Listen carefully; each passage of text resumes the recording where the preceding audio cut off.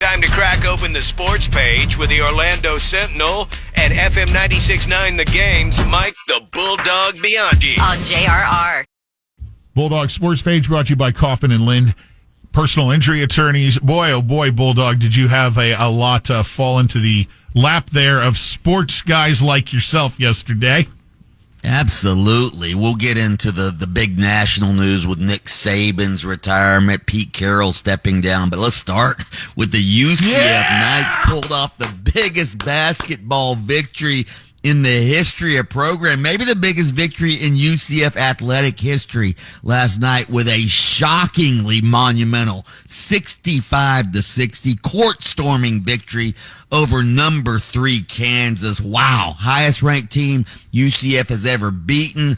A far cry from the Knights' performance in their Big 12 opener on the road Saturday against Kansas State. In college basketball history, the first time in 20 years, the top 3 teams in the AP poll have all lost to unranked opponents in the last 2 days.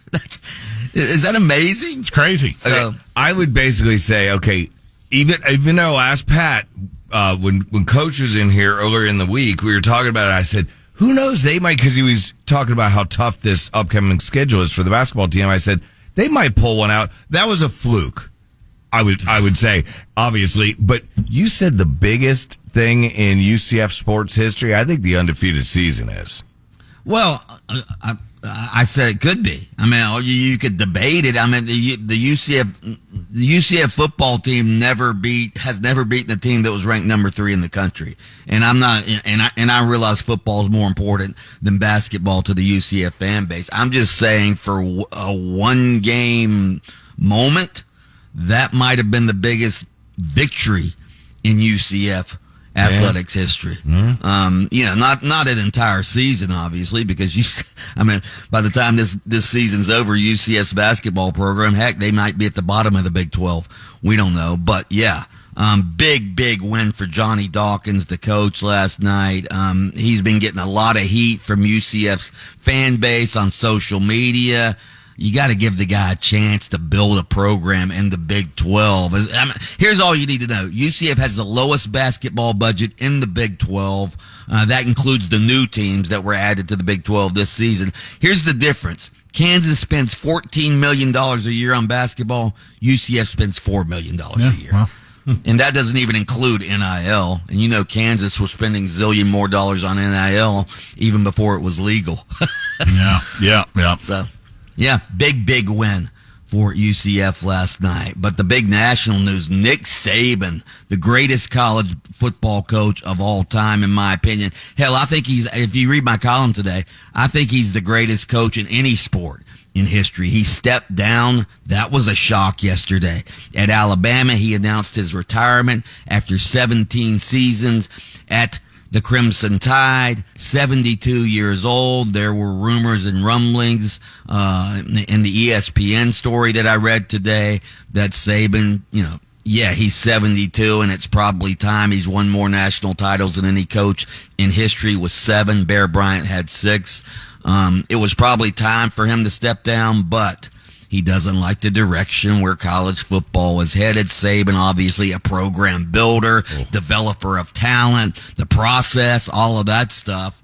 And he doesn't like the transfer portal world that we're living in today. Well, not only that, Doug, think about, you got that to deal with as a coach. You've got the NIL to deal with as a coach. Yeah. You've got these expanding super conferences, it's only going to make, in conferences like the SEC and the Big Ten, a much more hard gauntlet to maneuver through to even get to the playoffs, much less win and then get another. Well, but you also have 12-team playoffs, so it's right. Not, I don't know if it's going to be harder to get to the playoffs. I'm happy for him. Yeah, no doubt. Yeah, I'm at the guy, 7 national championships, most ever, 49 players selected in the first round of the NFL draft, most of any coach in history, reached the college football playoff in 8 of the 10 seasons of the college football playoff, most in history, more number 1 recruiting classes than any coach since they started ranking recruiting classes. And he's done it.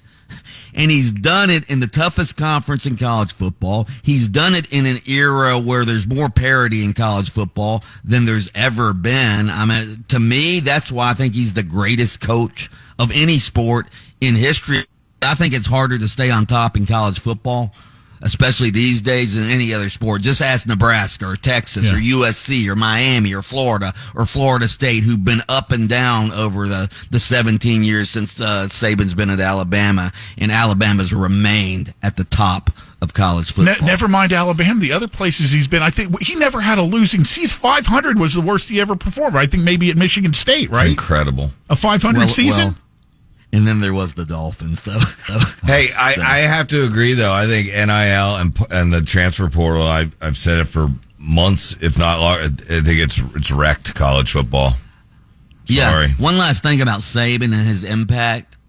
To me, he's the reason that the SEC network exists. He's the reason that the SEC is making all of this TV money, because it was Alabama's dynasty that sort of built the SEC network. Paul Feinbaum, I talked to him one time. He credited Saban with his career rise because he was doing talk radio in Birmingham, Alabama when Saban got there, and the show became so popular. He was hired by the SEC network when it started, and boom. Look at Paul Feinbaum. I seriously thought he was zillions of dollars. I seriously thought he was going to have a nervous breakdown yesterday watching him. Yeah. Who gets the Alabama job now? Oof. Everybody's a candidate. Mike Norvell of Florida State's a candidate. Wouldn't that be something? Deion Sanders. Deion will make himself a candidate. Fans would lose their minds. Right? Yeah. Alabama makes the playoff over FSU and then takes their coach. Oh, God. Yeah. But yeah, this is the biggest coaching search in college football history as well. So we'll see what happens. Poor Pete Carroll. Good Lord. He steps down yesterday. Actually, it sounds like he got forced out as the head coach of the season. An advisor, Bulldog. Yeah, he got kicked upstairs to being an advisor.